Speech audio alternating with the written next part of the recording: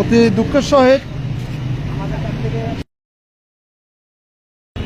আমি কখনো লাইভে আসি নাই।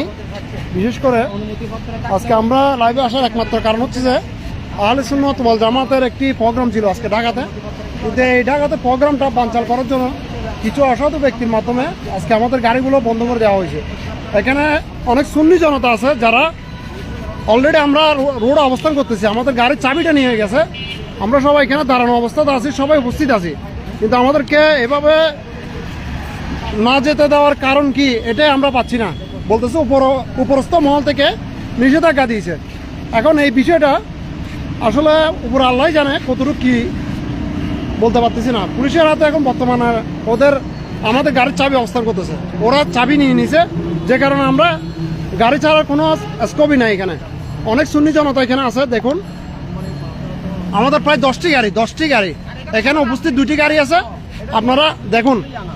এই রনি বলো কি সমস্যা, বলো তুমি।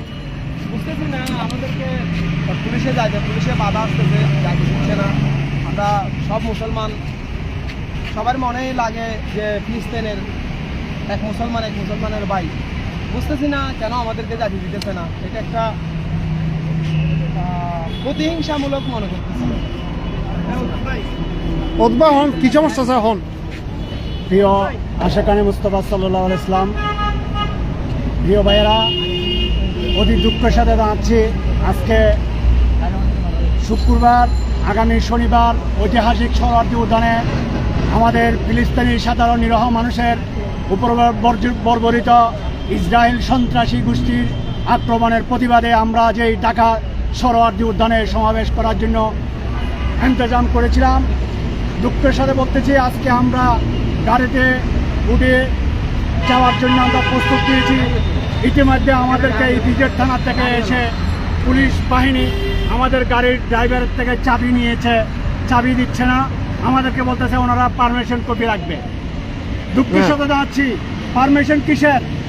সাধারণ নিরহ মুসলমান ভাইদেরকে নির্বিচারে হত্যা করতেছে, তাদের প্রতিবাদের জন্য আমরা আগামীকালকে ঢাকার সোহরাওয়ার্দী উদ্যানে আমরা যে কর্মসূচি দিয়েছি সেই কর্মসূচিতে আমরা অংশগ্রহণ করার জন্য প্রস্তুত নিয়েছিলাম।